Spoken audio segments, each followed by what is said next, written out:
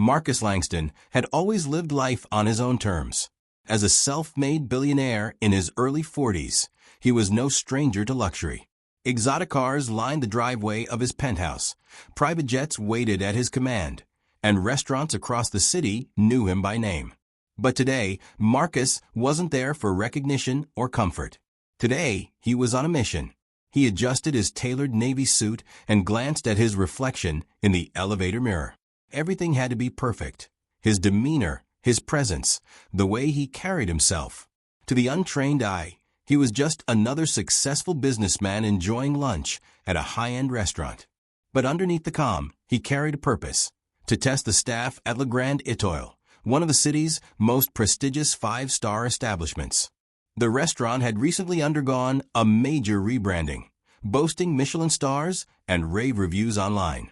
But Marcus had heard whispers from friends, comments about the subtle treatment of black patrons. He didn't want assumptions, he wanted proof. And he wanted to see exactly how a waiter would respond to a guest like him. As he approached the grand entrance, the polished glass doors reflected his composed face. The valet, a young man in a crisp uniform, nodded politely. Marcus handed over his keys without a word, observing silently. The valet's eyes lingered just a little too long on his watch, a subtle display of impatience. Marcus filed it away in his mental notebook. The lobby was immaculate. Marble floors shone under the soft chandelier lights, and the scent of fresh flowers filled the air. A hostess approached with a rehearsed smile that didn't quite reach her eyes. "Good afternoon, sir. Do you have a reservation?" she asked, her tone polite but distant. "Yes," Marcus replied smoothly. "Under Langston." She scanned the reservation book quickly. "Ah, yes, Mr. Langston. Right this way." As he followed, Marcus couldn't help but notice the subtle body language of the staff around him. Heads turned, conversations paused mid-sentence. Eyes scanned him briefly, then darted away. It was not overt, but it was there, a hesitation that spoke louder than words. They led him to a corner table, with a view of the city skyline. Marcus sat, placing his napkin on his lap with meticulous care. He glanced at the menu, although he had already done extensive research online. This wasn't about choosing the most expensive dish. It was about observing behavior. Within moments, a waiter appeared. Tall, young, and neatly dressed, he gave Marcus a nod that barely registered as acknowledgement. "Good afternoon, sir. Can I start you with a drink?" the waiter asked, his voice polite but lacking warmth. Marcus smiled. "I'll have a sparkling water, thank you." The waiter nodded and walked away. Marcus watched as he served other tables first, a pattern he noted with quiet precision. The waiter moved efficiently, but avoided eye contact and didn't engage in any conversation with Marcus, unlike with some of the other guests nearby who were laughing and chatting with their servers. Marcus leaned back in his chair, pretending to read the menu while his eyes subtly followed the waiter. He had anticipated this. The subtle hesitation, the over-formality, the lack of natural friendliness, all signs that he had suspected. When the waiter returned with his sparkling water, he set it down with minimal flair. "Here you go, sir," he said, avoiding Marcus' gaze completely. Marcus nodded, maintaining a calm exterior. He didn't react. Not yet. Minutes passed. Other diners were attended to with smiles and casual conversation, while Marcus remained largely ignored. It was all becoming clearer now. This wasn't about bad service, it was about bias, and the waiter's discomfort around him was evident. Marcus took a sip of water and looked around. The ambience was perfect, the food preparation flawless, and yet the human element, the one that truly mattered in service, was missing for him. He could feel the tension rising, not just within the staff, but in himself. Not anger, but anticipation. This was the moment he had been waiting for, the subtle test of character, the invisible barrier that often went unnoticed by the untrained eye. Marcus knew that by the end of this lunch, he would have an irrefutable story, one that could expose attitudes hidden behind the polished exterior of luxury and prestige. And so, the game had begun. Marcus sat at his corner table, swirling the sparkling water gently in his glass as he observed. The restaurant's energy hummed around him. chandeliers glinting, soft classical music drifting from unseen speakers, and waiters moving with polished efficiency. On any other day, he might have enjoyed the luxury, but today his eyes were not on the beauty, they were on the behavior of those serving him. The waiter returned after a few minutes, this time carrying the appetizer menu. His hands shook slightly, betraying a nervousness he tried to hide. "Here's the menu, sir," the waiter said, his tone clipped and mechanical. Marcus noticed how his eyes flickered down, avoiding Marcus' gaze entirely. He did not offer a smile. Marcus nodded politely. "Thank you. I have a few questions about your specials today. Could you tell me more about the truffle risotto?" The waiter froze for a brief second, then cleared his throat. Yes, sir. The truffle risotto. It's made with truffle oil and mushrooms." He stumbled over the words, avoiding any engagement, as if the question was more challenging than it should have been. Marcus's lips curved into a faint smile, polite but knowing. He had expected hesitation, perhaps even discomfort, but the level of awkwardness was astonishing. To anyone else, it might have seemed minor. To him, it was a confirmation. "I see," Marcus said smoothly. "And the seafood platter? Fresh catches today?" The waiter nodded rapidly, his movements almost robotic. "Yes, sir. Very fresh. Lobster, shrimp, and scallops. Cooked to order." He paused, glanced briefly at the other tables, and then quickly looked away. The subtle nervous glance Marcus noticed was almost like a confession. The waiter was uneasy around him, unsure of how to act. Marcus ordered, keeping his tone calm and unbothered. He had rehearsed this part of the test, ordering with confidence while observing micro-reactions. The waiter scribbled down the order, but did so hesitantly, almost as if Marcus' presence made him second-guess himself. As the waiter walked away, Marcus allowed himself a brief moment to study him from a distance. He was young, likely in his mid-20s, with neatly combed hair and a crisp uniform. Yet his body language betrayed a tension that no training could mask: tight shoulders, shallow breathing, and a slight tremor in his hands. Other guests were being served with warmth and charm. Waiters laughed lightly with couples at nearby tables, offered recommendations, and even cracked jokes. Marcus observed each interaction closely. The difference was stark. Marcus was not receiving the same courtesy, not because of anything he had done, but because of the color of his skin. He sipped his water, a silent observer in a world that often underestimated him. The first course arrived. A delicate seafood platter, arranged like a work of art, landed on his table. The waiter placed it down quickly, avoiding eye contact and mumbling, "Enjoy your meal, sir," before retreating. Marcus's heart remained steady, but his mind catalogued every detail. Midway through the appetizer, a couple at a nearby table laughed as their waiter explained the wine pairing. The server leaned in, smiling, making the experience interactive and personal. Marcus noticed again the contrast. The effortless warmth given to them was absent for him. The waiter at his table returned only to refill water, his movements rushed, his expression tight. Marcus decided it was time to test the waiter further. He called him over with a calm hand gesture. "Yes, sir," the waiter asked, already tense. Marcus leaned forward slightly. "I've noticed something interesting. Can I ask, do you treat all guests the same way?" The question hung in the air, polite but pointed. The waiter blinked, caught off guard, and fumbled with his notepad. Yes, sir. We do our best." Marcus's eyes locked on him. "Really? Because I've observed the difference. You seem uncomfortable around me." The waiter's face flushed slightly. He opened his mouth, closed it, and swallowed. He stammered, clearly caught between professionalism and an unconscious bias he couldn't hide. Marcus sat back, letting the silence stretch. He was calm, measured, his demeanor unshakable. The tension in the waiter's shoulders increased, and Marcus knew he had exactly what he came for. He continued to observe quietly as the main courses were served. Each interaction became more revealing. Subtle hesitations over formal speech, minimal eye contact, and a lack of genuine engagement. Marcus documented every nuance in his mind. By the end of the meal, Marcus had confirmed what he suspected. The restaurant had all the appearances of a five-star experience, but beneath the surface, the staff's behavior revealed a prejudice that polished uniforms and Michelin stars could not conceal. He paid the bill with a calm smile, tipping generously, not out of obligation, but as a silent message. He had the power, and yet he remained dignified. The waiter watched him leave, still unsure how to reconcile the encounter. Marcus stepped outside, inhaling the crisp afternoon air. He had completed the first leg of his mission. The evidence was there, subtle but undeniable.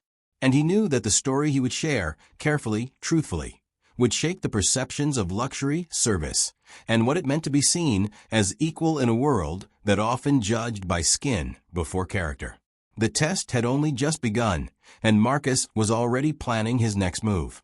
Marcus Langston leaned back in his chair, his eyes sweeping the elegant dining room of Le Grand Etoile. The main course had been served, and the waiter's mistakes were no longer subtle. They were now glaringly obvious. It began with the plating. The chef had prepared a perfectly seared salmon with a delicate herb garnish, but the waiter, in his nervous haste, had placed the plate slightly askew, brushing against the tablecloth and smearing the sauce. Marcus noticed, but he said nothing, letting the imperfection speak for itself. As he set down his fork, Marcus decided it was time to push further. He called the waiter over with a polite hand gesture. "Yes, sir," the waiter said, almost stumbling as he approached. His eyes darted nervously between Marcus and the table. Marcus studied him calmly. "Tell me, do you have experience serving VIP clients?" The waiter swallowed hard. Yes, sir. I do." Marcus raised an eyebrow. "Really? Because your approach seems a bit hesitant. Do you find it difficult to interact with guests like me?" The question hit the waiter like a sudden spotlight. His lips parted, and he swallowed again. I want to do everything right, sir," he stammered, glancing at the other tables where his colleagues were laughing with different guests. Marcus leaned forward slightly, his gaze unwavering. "I understand, but notice how differently they are treated compared to me? What's behind that?" The waiter's hands trembled slightly as he set down Marcus' wine glass. I don't know, sir. He trailed off, unable to articulate the discomfort that had been building all afternoon. Marcus kept his voice calm, measured, almost conversational. "It's okay. You don't have to explain it to me. Just know I notice. Every gesture, every hesitation. You see, I came here not for the food or the ambience, but to understand how people perceive me in spaces like this." The waiter nodded, but the tension in his shoulders suggested he had no idea how to recover. Marcus sipped his wine slowly, allowing the moment to stretch. He didn't want confrontation. He wanted clarity. As the meal progressed, the waiter continued to falter. He mispronounced simple items on the menu, delivered utensils late, and repeatedly avoided eye contact. Marcus observed discreetly, but with sharp attention. Each failure was a piece of the puzzle, a confirmation of what he had suspected from the start. At one point, a table nearby received a recommendation for dessert. The waiter leaned in, smiled warmly, and made a playful suggestion based on the guests' reactions. Marcus's dessert was delivered mechanically, without a word of personalization or charm. It was service without warmth, a demonstration that the hospitality industry sometimes reserved its finesse for certain faces. Marcus decided to test him further. "Excuse me," he said, keeping his tone polite. "Could you recommend a wine pairing for my dessert? Something unique." The waiter paused, visibly panicked. Yes. I think maybe a sweet Riesling?" His voice was uncertain, lacking the confidence and flair he had shown with other tables. Marcus smiled, appreciative of the attempt but not impressed. "Interesting choice. And what about something more adventurous?" The waiter's face went pale. He fumbled with his notepad, muttering under his breath, unsure how to respond. The hesitation was palpable, as if the thought of being challenged by a black guest had thrown him completely off balance. Marcus leaned back, calm and collected. It's fascinating, isn't it? How subtle discomfort can become obvious when someone is placed outside your usual expectations. You see, I didn't come here to embarrass you. I came here to observe, to learn, and to show what the world looks like to someone like me. The waiter nodded mutely, unable to articulate a response. He had reached the limits of his composure.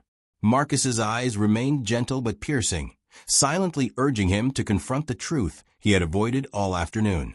By the time dessert arrived, Marcus had already decided on his next move. He would not create a scene, nor would he publicly shame the waiter. But he would document the interaction, noting every microexpression, every slip, and every subtle act of discomfort. The world Marcus inhabited demanded precision, patience, and strategic observation. When the waiter finally walked away, Marcus sat quietly, reflecting. He knew that the waiter had failed, not through malice, but through unconscious bias, training, and societal conditioning. The encounter was a microcosm of a much larger problem. And yet, Marcus remained composed. He had learned something invaluable today. Wealth and influence could open doors, but they could not erase the subtle prejudices that persisted, even in the most luxurious settings. As he prepared to leave, Marcus caught a glimpse of himself in the polished silverware on his table.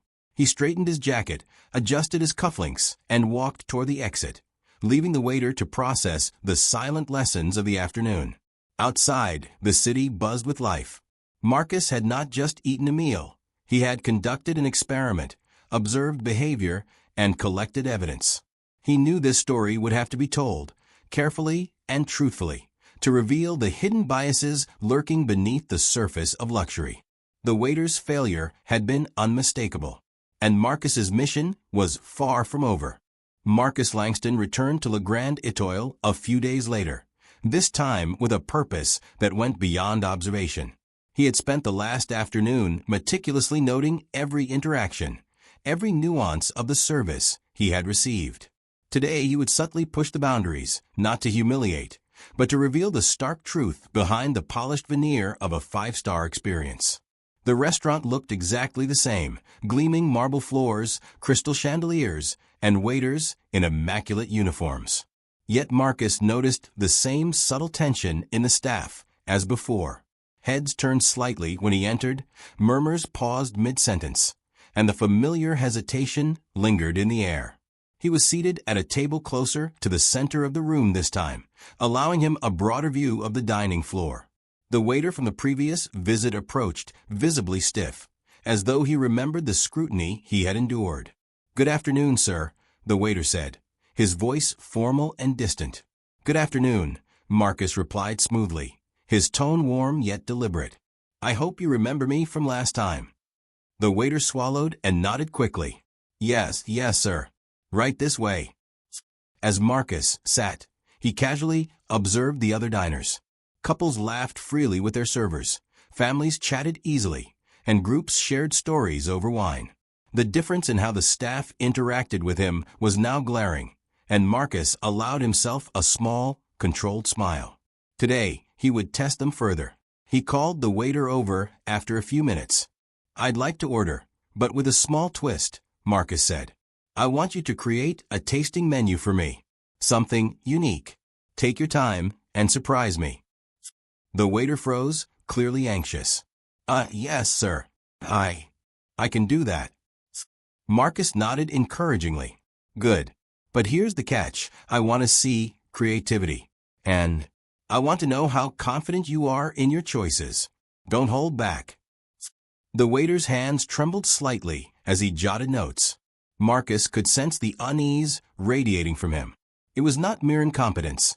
This was the weight of unspoken prejudice, of being uncertain how to handle a black guest with authority and wealth. As the waiter left, Marcus observed a young couple at a nearby table.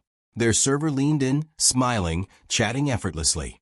Marcus's attention then shifted back to his own table, where the same waiter returned, now carrying a small notepad with visible hesitation. I've put together something special," the waiter said, avoiding eye contact. "It's a starter of scallops, a main of duck breast, and a dessert of chocolate soufflé." Marcus examined the selections with a calm, appreciative nod. Interesting. Why these choices? The waiter hesitated, his voice shaky. I thought they were sophisticated. Popular with our, guests. Marcus leaned back, smiling gently. I see. But you're hesitant. You're holding back. Tell me, what are you really thinking? The waiter's face flushed, and he fumbled with the cutlery, clearly uncomfortable. Marcus was patient. He didn't need the waiter to confess aloud. The body language, the stammering, the over-formality, it all spoke volumes. When the first course arrived, Marcus watched intently. The waiter placed it down quickly, without the flair or explanation given to other tables. He didn't describe the ingredients or the preparation. He didn't engage at all. It was service in name only. Marcus decided it was time to escalate the exposure. He picked up his phone casually, pretending to review notes. Excuse me, he said, speaking in a tone loud enough for the nearby tables to hear. Could you remind me, do all guests receive the same level of attention here?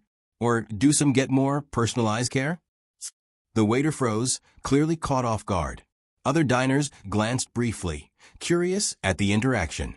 Marcus kept his voice calm, measured, but the question was deliberate, revealing the discrepancy without confrontation. The waiter muttered, almost inaudibly, We try to treat everyone the same, sir. Marcus smiled politely, setting down his phone. I hope that's true, he said softly. Because I've noticed differences before. Some guests are treated with warmth, while others are treated with caution, hesitation, even nervousness. It's fascinating how that works. The waiter nodded mutely, unable to speak further. Marcus's observation had laid bare the unspoken truth. Bias was real, and it influenced service even in the most prestigious settings. Throughout the meal, Marcus continued to engage subtly, asking questions that exposed the waiter's uncertainty, prompting him to confront his own discomfort. Each interaction revealed cracks in the polished exterior of the restaurant. By the time dessert arrived, Marcus had gathered enough material. He had witnessed the waiter's failures, hesitation, avoidance over formality, and discomfort that wasn't about competence, but about bias. Marcus paid the bill, tipping generously, yet leaving a silent message. Dignity and composure are the greatest power, even when confronted with ignorance. As he walked out of the restaurant, Marcus reflected on the day's lessons. The subtle exposures he orchestrated were not about shaming anyone publicly, but about documenting the reality of prejudice in spaces that prided themselves on excellence. Outside, the city lights glimmered against the night sky. Marcus had conducted his test with precision, revealing uncomfortable truths in a controlled environment.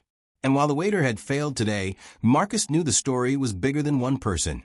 It was about a system that still treated people differently, depending on the color of their skin. The mission was far from over, and Marcus had already begun planning the next phase. Marcus Langston returned to Le Grand Étoile once again, this time with an unspoken plan to take the test beyond observation. He had already documented the subtle microaggressions, the hesitations, and the disparity in treatment. Now he wanted to see how far the discomfort would go, and how the waiter would handle pressure under scrutiny. The restaurant, as always, was immaculate. Crystal chandeliers sparkled, marble floors gleamed, and the air carried the faint aroma of herbs and fresh bread. Marcus was seated near the center, giving him a commanding view of the floor. From the moment he walked in, the staff's reactions were visible. A flicker of recognition, a brief hesitation, and the careful measurement of steps and words. The same waiter approached, slightly paler than before, as if anticipating the scrutiny to come. Good evening, sir, the waiter said formally, his voice tight. Good evening, Marcus replied warmly, his tone calm but deliberate. I hope you remember me from my last visits. The waiter nodded quickly, almost too quickly. Yes, of course, sir. Marcus gestured toward the menu. Tonight, I want to make things interesting. I'd like you to serve me exactly as you would your most important guests. But here's the catch. I want to see if you can maintain the same level of confidence and warmth you give others. Can you do that? The waiter's hands trembled slightly as he took the order, clearly flustered. I'll do my best, sir, he stammered. Marcus smiled faintly, leaning back. He didn't need a verbal confirmation. His purpose wasn't confrontation, it was revelation. And the waiter's reactions already told the story. The first course arrived, a delicate seared scallop with microgreens and saffron-infused sauce. The waiter placed it down carefully, but without the flourish or explanation he offered other tables. Marcus observed closely, noting each missed gesture, each hesitant movement. Interesting presentation, Marcus said casually. But why avoid eye contact? Why not explain the dish as you do for the others? The waiter froze, swallowing audibly. I just wanted to. His voice trailed off, revealing his struggle. Marcus leaned forward slightly, keeping his voice gentle. You're nervous. I can see it. Not because of the dish, but because of me. Tell me, why is that? The waiter's face flushed. He fidgeted with the tablecloth, unsure how to respond. Marcus let the silence stretch. It was the most revealing moment, yet, the waiter's unconscious bias exposed in real time. Other diners glanced briefly, sensing the tension but unaware of its source. Marcus continued, calm and composed. You see, it's fascinating. A room filled with people, each being treated differently. Some with warmth, some with caution. Some with genuine engagement, some with restraint. The waiter's voice came out barely above a whisper. I didn't mean to. Marcus raised a hand, not to stop him, but to ease the tension. I know you didn't. It's not about intent. It's about awareness. And that's what I'm here to observe. As the main course arrived, Marcus tested him further. Would you mind describing this dish for me? In the same way you would for your most distinguished guests? The waiter paused, clearly panicking. He opened his mouth, closed it, and tried again. This is duck breast cooked with herbs, served with a potato puree. His confidence faltered mid-sentence. Marcus nodded slowly. Notice how you stumble. Compare this to your service at other tables. The food is the same, but your delivery is different. Do you understand why? The waiter's shoulders slumped slightly. Yes, sir. I think I do. Marcus leaned back, taking a quiet sip of water. He didn't need the waiter to explain further. His observations were confirmed. Bias, unconscious or otherwise, had dictated behavior. The waiter's discomfort wasn't about incompetence. It was about expectations shaped by prejudice. By dessert, the waiter was visibly exhausted, his body language rigid, his voice nearly mechanical. Marcus observed patiently, documenting every misstep, every pause, every hint of hesitation. Each small error spoke volumes about the subtle barriers that persisted in even the most luxurious settings. When the bill arrived, Marcus paid swiftly, leaving a generous tip but a silent message. Wealth did not excuse discrimination, and privilege did not erase perception. Marcus exited the restaurant with a quiet confidence of someone who had just conducted a meticulous study. Outside, the city lights reflected on the wet pavement. Marcus's mind raced with ideas. The waiter had failed miserably, not out of malice, but because of the invisible, unspoken prejudices embedded in the environment. And Marcus knew this was only the beginning. The story he had gathered would serve as a mirror, one that the restaurant, its staff, and the world needed to see. As he walked away, Marcus made a mental note. The next phase would involve not just observation, but controlled confrontation. He would reveal the truth more directly, challenging the staff's behavior and testing the limits of their professionalism. The waiter had faltered, yes, but Marcus had learned far more than he expected. And the final reckoning, he knew, would be unforgettable. Marcus Langston stepped into Le Grand Étoile once more, this time with a quiet confidence of someone who knew exactly what he was doing. He had observed, documented, and tested the staff repeatedly. Today, he would elevate the experiment, not to humiliate, but to reveal the truth plainly, without hiding behind subtlety. From the moment he entered, he noticed the same nervous energy ripple across the floor. The waiters whispered among themselves, the hosts cast brief glances, and the staff's practiced smiles faltered. They knew him. They remembered him. And for many, the memory carried tension. He was seated at a table near the center, giving him a panoramic view of the room. The waiter who had struggled through the previous visits approached, stiff and apprehensive, hands trembling slightly as he held the menu. "Good evening, sir," the waiter said, his voice clipped and mechanical. "Good evening," Marcus replied smoothly, a calm but commanding presence. "I hope you remember our previous visits." "Yes, sir," the waiter muttered, eyes downcast. Marcus opened the menu casually, then looked up. "Tonight, we're going to do something different. I want you to serve me exactly as you serve your most esteemed guests. Not just the food, but the attention, the warmth, the engagement. Let's see if you can manage that." The waiter hesitated, clearly nervous. I will try, sir." Marcus leaned back, observing silently. As the first course arrived, the waiter fumbled slightly, nearly knocking over the silverware. His explanation of the dish was rushed and incomplete. Marcus maintained his calm demeanor, but addressed it directly. "Notice how you place the dish," Marcus said, voice measured but firm. "Notice how you speak. Do you sound confident, or are you hesitant?" The waiter stammered. I'm trying, sir." Marcus nodded slowly. "I see that.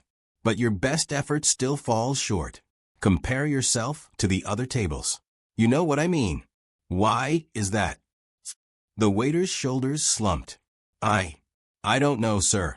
I guess.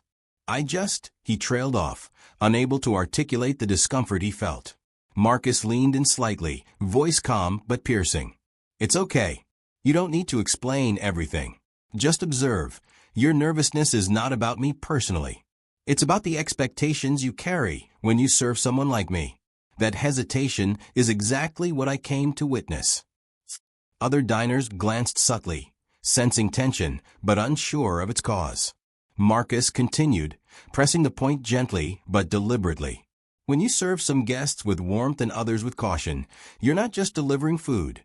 You're sending a message about who belongs here, who is valued, and who isn't. Do you understand?" The waiter swallowed hard, eyes downcast. "Yes, sir. I understand." Marcus picked up his wine glass and sipped slowly, allowing the silence to emphasize the moment. He wasn't angry.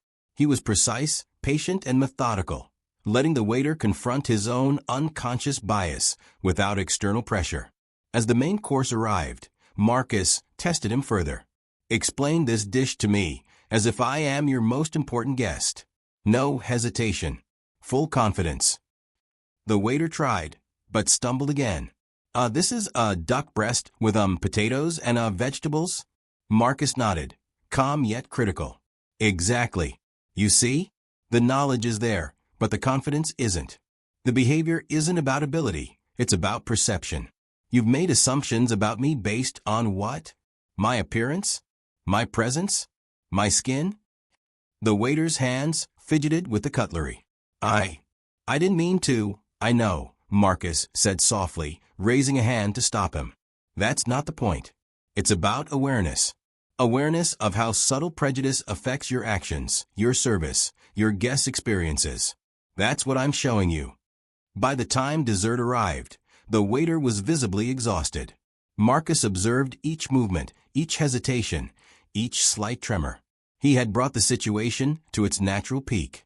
Finally, Marcus decided to leave a subtle but unforgettable message. He placed his credit card down, along with a note. Excellence is not about appearance or wealth. It is about fairness, respect, and awareness. Your service today has revealed more than you realize. Remember this. The waiter took the card and note with shaking hands, unable to meet Marcus' eyes. It was not public shaming. It was a lesson, precise and unmissable. As Marcus walked out of the restaurant, he knew the confrontation had achieved its purpose. He had exposed the biases, forced reflection, and gathered undeniable evidence. The waiter's failure had become a mirror, not just for him, but for the culture that allowed such disparities to exist in a world that prided itself on luxury and service. Outside, the city lights shimmered against the night sky. Marcus's mission was far from over. He had conducted his tests, observed human behavior, and now possessed the story that needed to be told. And the story would be unforgettable. Marcus Langston had spent weeks meticulously observing, documenting, and testing the staff at Le Grand Étoile. The subtle hesitations, the nervousness, the stammered explanations, all of it pointed to one undeniable truth. Bias existed, even in the most luxurious spaces. Today, Marcus returned, but not as a guest. Today, he was the observer and the messenger, ready to reveal the truth in a controlled, undeniable way. He had arranged for a private dining event under the guise of a media review, inviting select critics, journalists, and influential social media personalities. The restaurant had no idea who the real guest of interest was. The room was opulent, with white linens, crystal glasses, and chandeliers casting soft light across the tables. Waiters moved efficiently, confident in their training, unaware that their actions were about to be scrutinized like never before. Marcus entered, dressed impeccably as always. Heads turned, murmurs rose, and the familiar tension flickered across the staff. The waiter from the previous visits approached, now visibly tense. He knew Marcus was back, and the anticipation was palpable. "Good evening, sir," the waiter said, voice stiff. "Good evening," Marcus replied warmly. "I hope you're ready for a demonstration." He was seated at a table with clear visibility of the dining floor, media present to capture interactions. Marcus ordered dishes as before, but this time, he engaged the waiter in a way designed to reveal patterns publicly. As the first course arrived, Marcus asked the waiter to describe it as if he were presenting to the media. The waiter stumbled, hesitated, and fumbled his words. Marcus nodded politely, then addressed the room. "Notice the confidence, the clarity, the engagement," Marcus said casually, projecting just enough for those around to hear. "Now, compare that to the service offered to other guests." A few journalists glanced at nearby tables, where waiters were effortlessly describing dishes, laughing lightly, and engaging warmly with their diners. The contrast was stark. Marcus let the silence linger, allowing the observation to sink in. When the main course arrived, Marcus continued. "Excellence isn't just about the food. It's about attention, engagement, respect, and fairness. All diners deserve the same treatment, regardless of appearance, background, or skin color." The waiter's hands trembled as he tried to follow instructions. He clearly wanted to perform better, but the pattern of discomfort and hesitation was undeniable. Marcus's calm, precise words highlighted it without embarrassment. By dessert, the demonstration was complete. Marcus had effectively exposed the subtle bias that had governed the waiter's actions in prior visits. The media and guests around him were quietly observing, absorbing the lesson, and beginning to understand the disparity. After the meal, Marcus requested a brief word with the restaurant manager. He explained what had happened, citing specific interactions and detailing how the waiter's behavior revealed unconscious bias. He provided the documentation he had collected, including notes from previous visits, and emphasized that this was not about punishment, but about awareness and improvement. The manager, initially defensive, gradually realized the gravity of the situation. Marcus's approach was methodical, calm, and undeniable. The evidence spoke for itself. "You've made a point," the manager admitted reluctantly. We will need to address this." Marcus nodded. "Good. Excellence isn't just about awards or stars. It's about creating an environment where every guest feels equally valued and respected. That's the true measure of service." Outside, Marcus reflected on the day. The waiter had failed, yes, but the story wasn't about humiliation. It was about revelation, education, and accountability. The subtle biases that permeated even the most polished environments could no longer hide behind tradition or luxury. Marcus had not only tested and exposed behavior, but he had also created an opportunity for growth. The story he had gathered carefully, truthfully, and precisely would reach far beyond the walls of a single restaurant. And for Marcus, the mission was nearly complete. He had documented, revealed, and initiated change. The next step would ensure that the lesson was permanent. Marcus Langston walked out of Le Grand Étoile that evening with a calm sense of accomplishment. Weeks of observation, testing, and controlled confrontation had led to a culmination far more meaningful than any ordinary dinner experience could offer. He had revealed truths that were uncomfortable, undeniable, and necessary. Back inside the restaurant, the atmosphere had subtly shifted. The staff, still processing the events of the day, were more alert, more reflective. The waiter, who had faltered repeatedly in prior visits, now stood quietly, absorbing the lessons Marcus had demonstrated. His nervousness had not vanished entirely, but awareness had begun to replace it. A week later, Marcus returned, not as a tester, but as a visitor to observe progress.